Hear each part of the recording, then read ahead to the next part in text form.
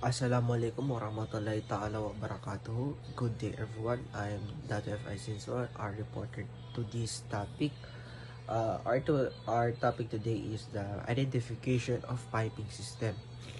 So ano ba itong identification piping system? Ito na yung paano natin i-install yung mga piping sa mga ating faucet or mga gripo, mga tubo, hose, mga ganyan. So, let's proceed to code of 123.0.1.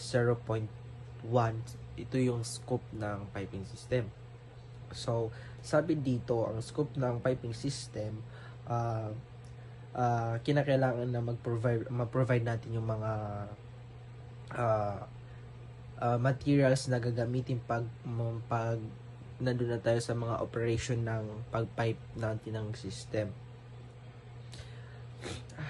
So, let's proceed for the rule of 123.0.2. No. The standard requirement. So, the content of piping system should be primarily on the basis of stenciled or lettered legend. So, sabi dito, no, may piping system, kinakailangan na ma-meet natin yung standard requirements na gagamitin natin doon sa pag-piping system. Meron kasi mga sukat yan. So, kung pag hindi makatugma yung gagamitin mo na tools doon sa pag-pipe mo, masisira yung pag-operation mo. Next is the rule of 123.03. No? Are the definition.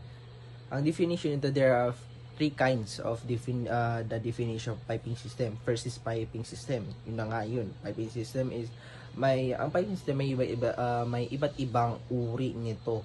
May malaki, may maliit, mahaba. May mga sukat din nila binabasehan. Fire protection materials equipment. So, ito fire protection equipment. Ginagamit dito sa madalas sa mga fire emergency, no? Fire emergency like mga fire extinguisher, fire blanket. Yan ang mga example niya yan. So, number 3 is danger material. So, kapag mag-operation tayo, dapat kinakailangan natin na safety tayo. Dapat naka-PPE, nakasuot tayo ng PPE. Like example from kapag mag-operation tayo, dapat stable yung mga kinakailangan mo dito na gamit.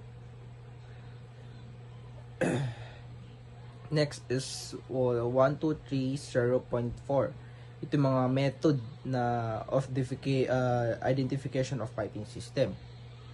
So, positive identifications content piping system. Dapat may mga basis na pinagagamitan nito. Kagaya ng mga accordance ng table of 25C, ganyan.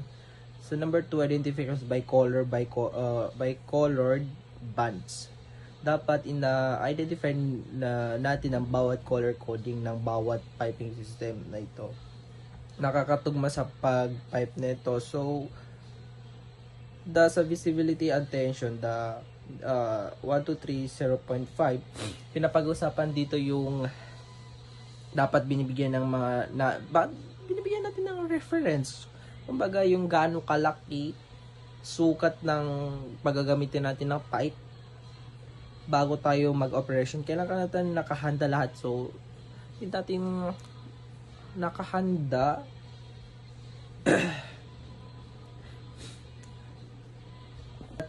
dito sa visibility na yung paano tayo mag-marking, saan natin ilalagay yung piping system natin. 123, next natin sa 123.0.0, location, the stencil, the letter of legend. So, dapat dito sa stencil natin ito, kung saan natin ilalagay, nakasukat na ito siya. Sakto, hindi naman sobra, hindi naman kulang, para mas maganda yung input natin dun sa piping system natin. So, the last one is the 123.0.07, types of size of the letter, the stencil. May tinatawag tayo na size ng stencil, no? Kung gaano kalaki yung sinusukatan natin. Example nito yung 13 to 89 millimeters. Gaano kalaki, gaano kahaba. By height na yun, height na yun kapag sa height ang tinutukay. Tapos sa width naman, yung 3 over the 4, 19 millimeters. Yan ba yun siya? Tinatawag natin. So, yun na yung kapag diameter ang pinag-uusapan. Kapag sa pag magsusulat tayo sa lettering, dapat daw standard niya dito yung colored, makaklaro para hindi mauulit-ulit yung pagsukat natin. So, maraming salamat at ito lang yung aking report. Good day and God bless.